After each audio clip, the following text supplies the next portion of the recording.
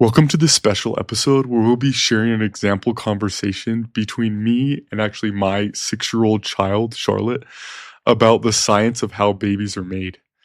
This is a conversation that we came to my office and we had some pictures, right? And sometimes you'll see us kind of talk about these pictures, right? We had these pictures of these pictures of the body, and we're showing her and talking to her about the process of creating a baby, me and my wife. This can be an intimidating topic for many families, but like having an open and age appropriate dialogue is so important. In this discussion, you'll hear us explain biological differences between boys and girls, the process of conception, and the incredible journey of pregnancy and childbirth. The conversation is designed to inform and empower the child while maintaining a tone of wonder and respect for the human body. Our hope is that by listening to this real life example, you will feel more confident in having your own conversations and helping your children understand this natural and beautiful part of life. Welcome to Fostering Godlike Sexuality at Home. Our goal here is to empower parents to teach their children to see sex in a godlike way. My name is Brigham Elton. I'm a pornography and sexual addiction counselor who've helped thousands of people overcome even the appeal of pornography. And I'm hoping to get out in front of this and try to help parents to set up their homes to chase godlike sexuality from the beginning. My name's Andrea, a mother of 4, and I'm learning alongside all you listeners. I'm excited to have these discussions. Thanks for joining us. Ready? Okay. Mom and I are gonna talk to you about this, and we're gonna show you some pictures on the TV when we talk about it. Deal? Okay. Today we're gonna talk about a little science lesson about how babies are made. Yeah, isn't that amazing? Yeah. Do you need something to fiddle with? Do you want something to play with your hands? Or do you want to play that? Do you want to play with that, or do you want like something like these? The rainbow one. Okay. Okay, so what did you choose to do to set this conversation up? It sounds like you have some specific things intentionally that you did. Yeah. A couple things that I really liked about this setup. One is that we had like a screen that we were all looking at. And so that naturally puts us together talking about this topic instead of like me lecturing. Right. And I think having that really sets up that environment. Yeah, okay. Yeah. And then the second thing that I really liked here is having a fiddle toy. Like, I mean, my daughter's 6, you know? So smart. And so like she's gonna want to move, and you'll notice that the sound kind of comes in and out in this conversation because we get up and we stand next to the TV, and then we move around our bodies and we're showing ourselves at different angles, and like it was a pretty physically active, but plus she also has had this ability to fiddle, which can, 1, let me know how nervous she is, but then 2, help her to stay mentally engaged. Yeah, I think that's so smart. I never would have thought of that, but I think those are great ideas for parents in like feeling like they can set something up that is going to be successful. Okay, we're going to start with a picture of a boy and a girl, right? There are some different things between boys and girls, right? Like, what are some differences between boys and girls? So girls have vulvas and boys have penises. Boys have penises. Girls also have Nipples. breasts. Yeah, boys have nipples too, right? Yeah. But they don't.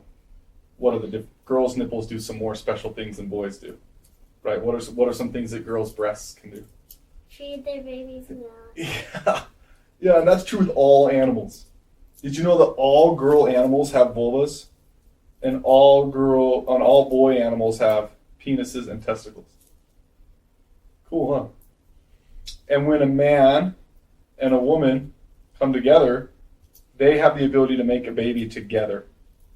Together? Right? Together. We're going to talk about how it works. Do you have to do that like every time you want to make a baby? Yes. Or do you only do it once and then you wait till a baby comes? Great question.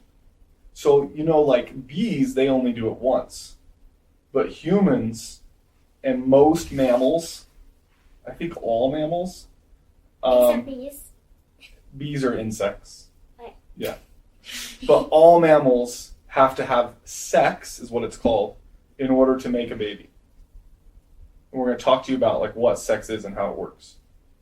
Deal? Cool. All right, so I also really love how you have pictures of both the male and the female together up front. Like, I think having them side by side is really awesome for kids to compare the two rather than switching back and forth between two different pictures. Yeah.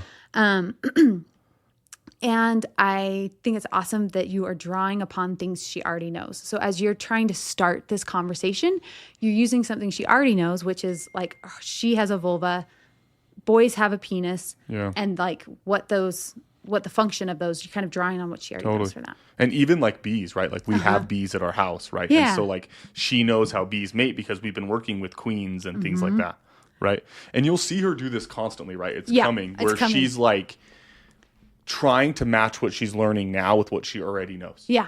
Right. And I think sometimes as a parent that can be a little disorienting because you're like, wait, we're going this direction. But you do a great job of like pausing and giving space for that processing of letting her speak to what she's relating it to and then taking her from there towards where you're wanting to go. Yeah, that's something like I even wanted to give more space to, honestly, like listening it back. I'm like, I want to give more space to wherever she takes it. Let her take it that way. Yeah. Let that kind of die off and then go somewhere else. Because if her brain is still going that direction, she's not coming with me. Right. As we're trying to like empower and teach her. Yeah. So patience in the process is going to be huge, especially at this age. Totally. Do you want to talk about the pictures? Like the orientation of the pictures? One thing you'll keep noticing here is there was like a real struggle that I did not anticipate of like using these like graphics that like show the inner workings of the human body, right? And helping her to orient that. Like for most people that I work with, right, they're like 13, 14, they've been through like health class. Yeah. And they can orient what a penis is. Right. You know? And like that was something that I actually you'll see us continue to struggle with, is trying to like help a child understand what we're talking about with the pictures. Yeah, like what direction the picture's facing and how that relates to that more zoomed out view of the body. Yeah. Yeah. Yeah. So our vulvas do a couple things, right? One of the really important things that a vulva does is it helps us to pee, right? Because our body needs to get rid of a lot of toxins, honestly, and pee helps us get rid of that. Boys have a penis, and that's how they pee.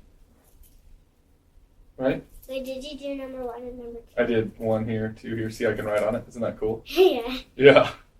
Cool. So we're going to talk about what a boy's penis does first.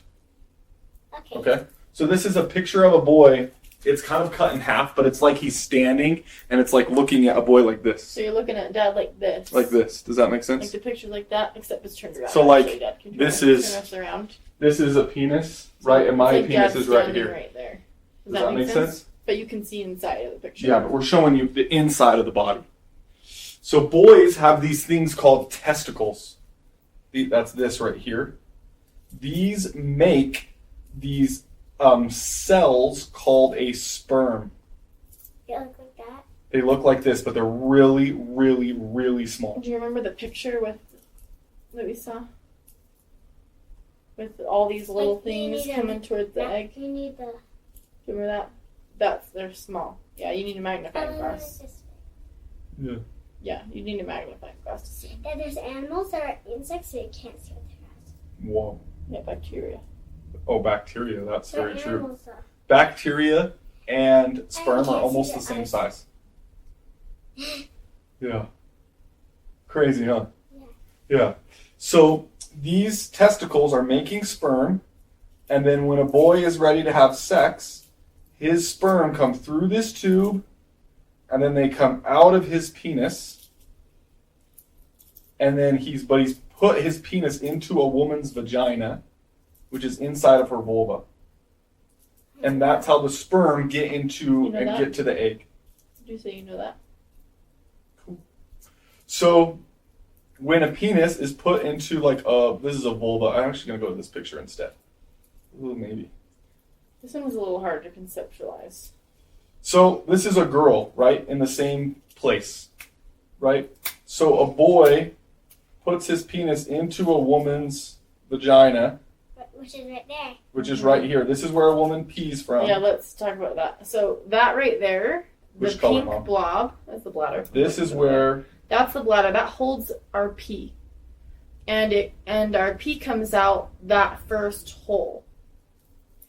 And remember how we talked about a vulva and vagina? So your vulva is the skin that kind of covers everything and protects it all. And so our pee comes out, it's called our urethra, but it comes out of one of our holes up at the top. And then there's a hole in the middle, and that's our vagina, which is where the penis goes during sex, and it's where the baby comes out of. And then you see that long tube right there. In the back, it's kind of bumpy. That is where your poop is stored. It's called your rectum, and then it comes out your bum. It comes out your anus, which is the last hole. So girls have 3 holes. 1, 2, 3. You see them? Boys only have 2. Boys only have 2. They don't have a vagina. Their pee comes out the same place that their pee comes out of here, sperm comes out. and then their poop comes out. Do you see the boy's bladder? It kind of looks like a little bean or a pink like blob.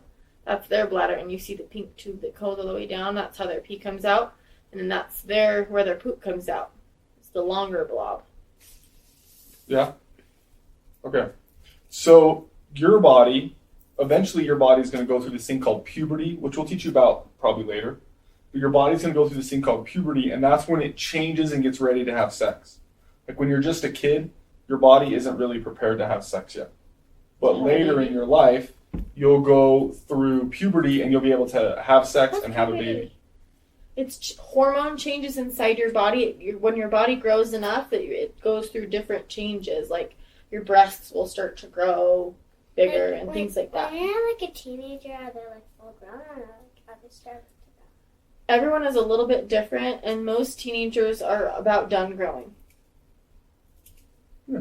Cool. A woman's body is not done all the way growing until after she has a baby. Pretty cool, huh? Yeah. Okay, as you've been listening to this, like, what have you noticed about the climate of this conversation? I love how casual it is and how conducive it is to learning. So you have everybody has an opportunity to talk, and you're going at a pace that allows Charlotte to pause and ask questions, and you let those questions kind of lead you. Like you're letting that diversion of like, oh, let's talk about hormones and let's talk about puberty. Let's mention puberty here. Be a great opportunity to teach that like this is not its own heavy subject, but that it's part of all of these other cool parts of the body and who we are. Yeah. I love that we are like interrupting each other constantly, and that's just going to be part of it. Like, and that kind of helps release the formality a little bit, Like, sure, the conversation is a big moment, but like, we don't have to be this lectured, overly rigid, right? You'll notice that there really is only like 2 things we do to mention like when to have sex, right? Like there's not a lot of like morals or any of that kind of stuff being taught, right? There's this like, look, your body's not ready for this yet. Like it's going to have puberty, which we just talked about a little bit ago. And this next thing is going to be about that like, hey, sex is a choice. And it's not like we're stressing sex is a choice. Right. That's mainly just said in passing. Yeah. And I like how you're about to, like, you correct your verbiage. And I think, you talk about this all the time. It's a great opportunity to say, like, hey, if there is something that you want to bring in terms of teaching when this is appropriate and good, practice saying it with each other if you can a couple times and get the feel of what you want that message to be. Totally. I get to see a lot of parents and kids interact in my office. And when a parent starts to say something and then says, wait, that's not what I want to say, and then they re-say it, there's a new investment of a kid too, which is kind of awesome. Like it's okay to go like, I don't like how I said that. Here's this. It almost makes the kids stop and think, oh, I didn't know there was anything wrong. This must be important though, if they're wanting to rephrase it. Exactly. Okay, we're going back in. So a boy will put his, a woman, I want to change the way I'm saying this. A girl and a boy will choose together that they're ready to have sex. And a boy will put his penis inside this woman's vagina because she wants him to. They'll choose together. And then his sperm will come out of his penis into her vagina. And that what makes the baby? Well, they need to start swimming. Swimming? Yeah. So the sperm... There's lots of fluid, like kind of water. Not totally water, but that's what they'll swim in. There's lots of fluid inside of our body. And where are they swimming to? So they're swimming, now this is a harder part to see, but they're going to swim through the vagina, up into the uterus, and actually up into these things called the fallopian tubes where they're going to meet the egg.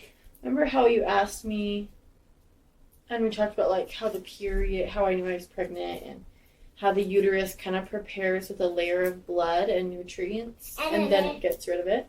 If you don't need it, but you didn't have that, so that's how you knew. Yeah, so what happened was a sperm met at my egg inside this tube, and then it came back down into the uterus, and it used that layer of blood. When did you do it? I honestly don't know. When did we have sex?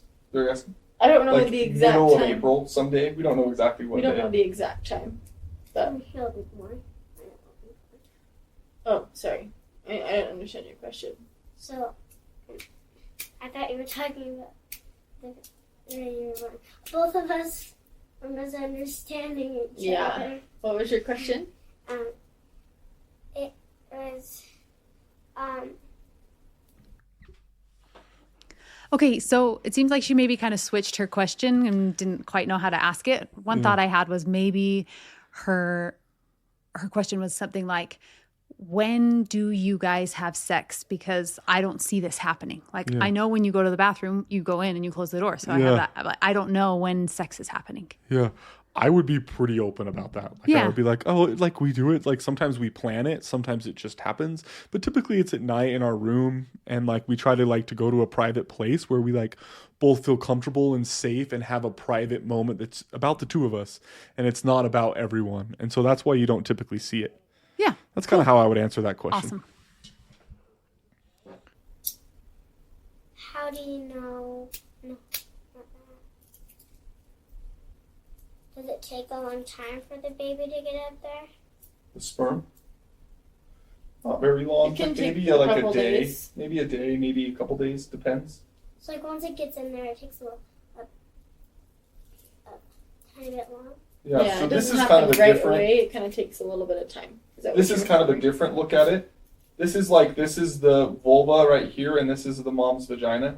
But you're looking at the inside of the body. So this little white thing right here. It's like she's facing us. So it's like this, and it's like a X-ray sees through. Can you come stand next to her, Mom?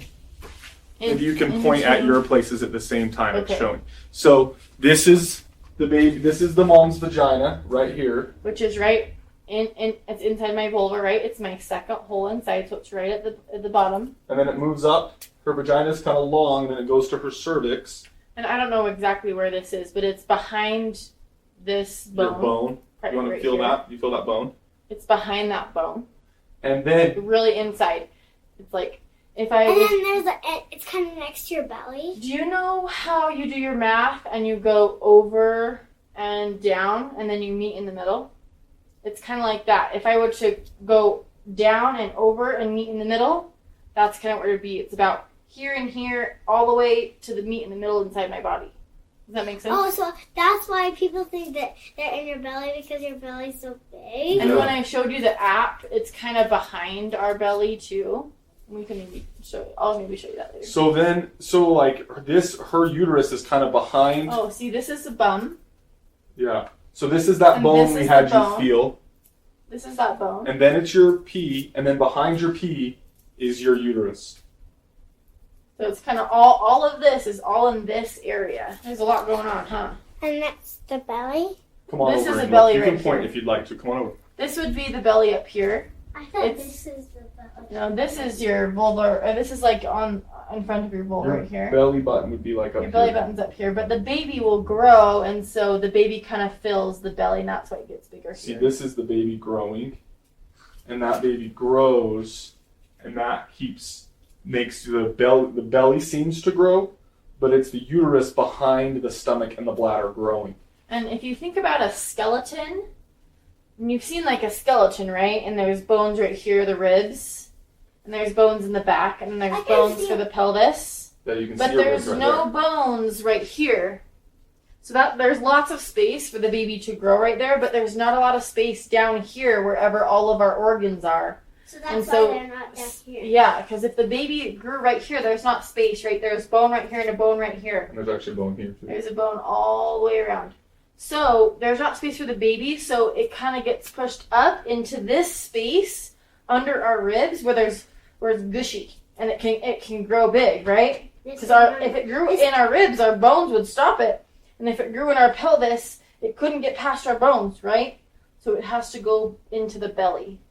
That's why we have So these this big is bellies. where mine stops. Yeah, It's so big. yeah. It's amazing, huh? Big. So then, after the I don't know how sperm, much egg that is. Yeah, so many. I don't even know if we could count them. The sperm swim up here. They find the egg, and then That's the egg. So this is the ovary, and the eggs are in here, and we release them. I don't even know if we release multiple. Rarely. We That's how can you get release twins. multiple. So usually just one a month comes out, and they gotta go find it. And then once they find it, together they go into this, which is the uterus. And then And they'll this grow. is what stretches and grows the baby. Right. see So this- this is when the egg, Charlotte, has already been. Oh, I It's see called the egg. fertilized. It's right here. See the egg right there. Sorry, these pictures aren't as good as I thought. But this egg gets fertilized, which means that a sperm has touched it, and then it grows and it grows and it splits and it attaches itself to that nutrients and blood, and then that starts growing. It does this one That's first. This, right? Well, That's the umbilical cord, which attaches the baby. So inside this tiny little egg, it will start to grow. So do you see this pink? Yeah. This pink is, I'm assuming this pink is the placenta, Yep. and it's attached to the baby by the belly button. Right? There's not really a belly button; it's a cord. Do you remember the other kids that were born that you've seen? And inside this, it's like they're in a little bag inside this big muscle. This one right here, but it's not. well, that's where your umbilical cord was attached when you were a baby. Yeah, But that's not where, when you're a mom, it won't go from your belly it's button. attached to your uterus. See this dark pink? That's my uterus, which is a big muscle. It's a really strong muscle. It's right here. Yeah. Mm-hmm. And then this Well, it's the whole inside, thing. It's all of this. it's just showing you inside. It's just cut it in half so you can see inside of it. And then the purple stuff is called the amniotic fluid. It's just what you're kind of floating in when you're a baby. You kind of float in this little bag, and you don't eat. You just get your food from here. This is the placenta that's attached to your belly button. And then this is when it gets like hair. Yep, it's growing big. It's almost ready to come out. This is Because look, 40 it starts weeks like inside. this. Look where the head is. And then it will start to shift down with its head down. See, this is the cervix. Because the head comes first. Yep. Why So, there's a lot of different reasons. Not all babies, the head comes first, but it's the safest for the baby if the head comes first. Most babies, the head comes first. Your legs came first. Right? My legs came first. Which Yeah, was a bad sign, not great. But I think I got turned around. I think the doctors, if they know the feet are coming first, they can flip. They can try to push on the mom's belly and flip the baby around, and they try to do that if they can, because it's best for the head to come out right? first. But the legs came out. I actually don't know if I was born breech or if I was breech and then they turned me. I know they tried Breech to is turn when me. your feet are first. Breech is when your feet are first. We'll have to ask Nan about that. That's a good question. Cool. Yeah, that's what we wanted to teach you about. Can we sit down for a second, or you can stand? But I just want to know, I want you to look at it and think about it. And if you have questions, I would love to teach it to you. I think it's so awesome that you created this space of like, now let's just process everything we've learned. And you didn't rehash it all, but you just let her guide that. Like, sit back, look at the pictures, and ask any questions that you have. Now it's your turn to lead this. Yeah, awesome. Are these all the pictures you have done? These are all the pictures I planned. What's that like red thing Which red thing? Go on and the point. baby? Here you go. You can point. You can touch the TV with this. Oh, Oh. that's the muscle. That's the uterus muscle. The uterus muscle is meant to grow the baby. It's to give the baby energy, and then it It's what- contracts to push the baby It's out. what squeezes the baby out. It helps push the baby out. Is that big muscle that's all around it? How do you know? I'm like, how do scientists discover? I think that there's lots of opportunities for them to look inside dead bodies and see what they look like, and then Dead? they can see these parts when they open up the body, and then they can also do studies on muscles. Some people that are dead, they put into mummies. Yeah, that's Oh, true. Interesting.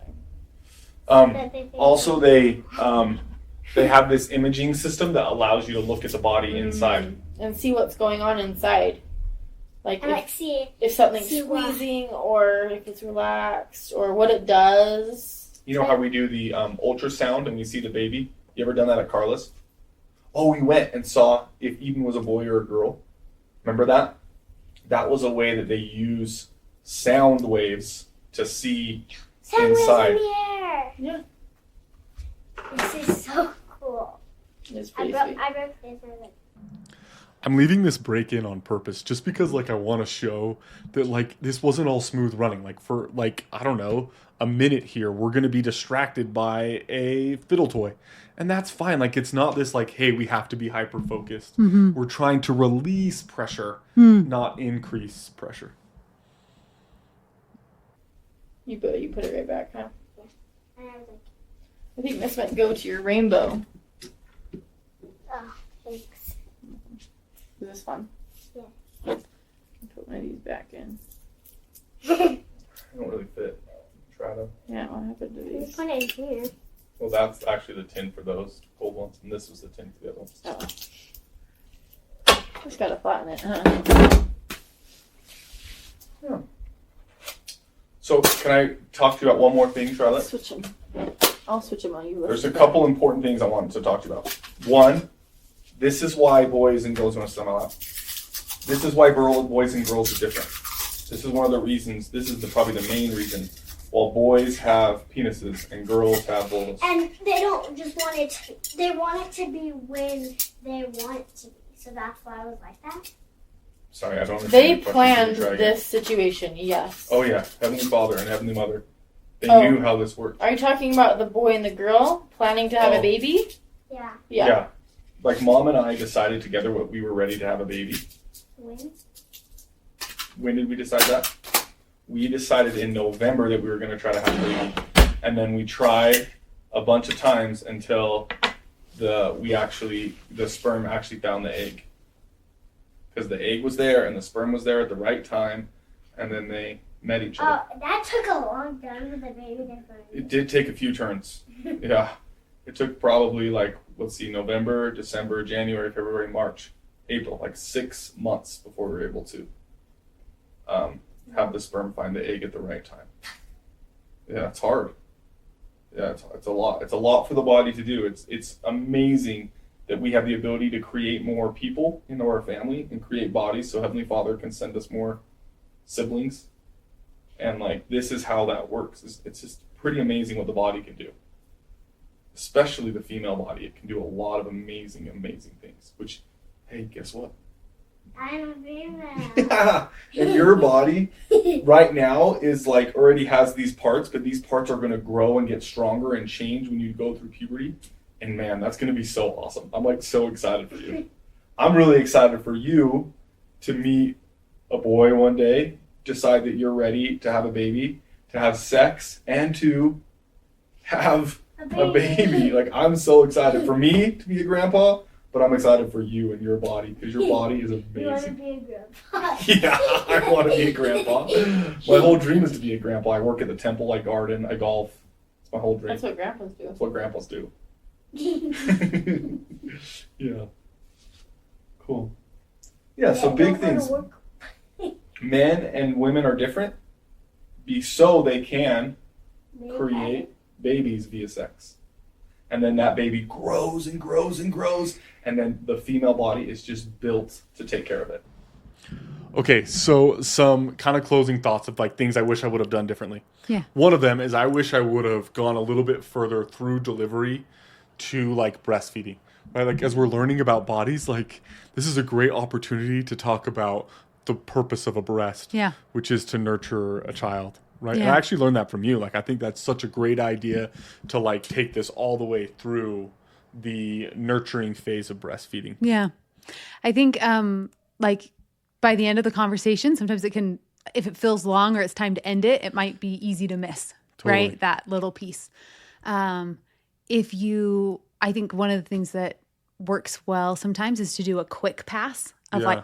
we're going to talk about how men and women create together a baby and how it grows in the body and how it comes out and how the mom can nurture that child with her Totally. breasts by feeding it.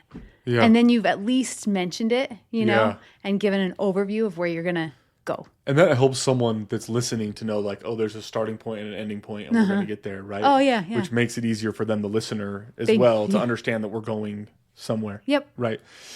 This baby sadly miscarried, but our baby is now coming in April, and like that's something that I'm like hyper focused on coming April. It's like we want to learn on a little bit deeper level birth and breastfeeding, Yeah. right, and how that works, Yeah. especially when it's part of our home, right? Like it's a great anchor point when it's part of your home. That's another thing that easily gets missed for kids that aren't around a breastfeeding mom. It's like an opportunity to think about and get curious about and then get information about breastfeeding. Totally. Okay, you got it? Yeah. It's ready when you're ready. Okay. I love how when you wrapped up this conversation, like you remembered the tone of the conversation was the main goal. That like, I want to communicate excitement and enthusiasm. And for you as a dad to tell your 6-year-old, like, I am so looking forward for you to be able to have sex and find somebody that you want to build a family with and have this experience of growing a child. Like to include having sex in that conversation is going to just be so huge for her perception of sex in the future. Yeah. I think like we talk a lot about like the influence of a dad, you know, and when a dad doesn't want his girl to be sexual, like it really does change her perception of sex. Yeah. And if she can allow herself to be sexual. Yeah. You know? And the truth is I want my daughters to have phenomenal sex life. Yeah. Because I don't see it as this demeaning thing to women. I think see it as a celebration of their bodies and what their bodies can do. Right. So I just think that was awesome that you highlighted that and brought it back to that and remembering like the goal isn't all the information, but the goal is setting this kind of tone. Yeah. And we're not posting this to like give some sense of comparison, you know, like this is my job. My daughter, as you learn, like she knows about puberty. She knows about a lot of things, right? Like, but I think this can sometimes give a confidence to someone to just like hear someone else do it. Yeah. Right. And like, that's the whole goal of this is to like increase your confidence. Like, look, you can do it. Yep. You know, and it's going to be okay because the exact verbiage of what happens isn't what really matters. Yeah. It's the feeling, Yeah. right?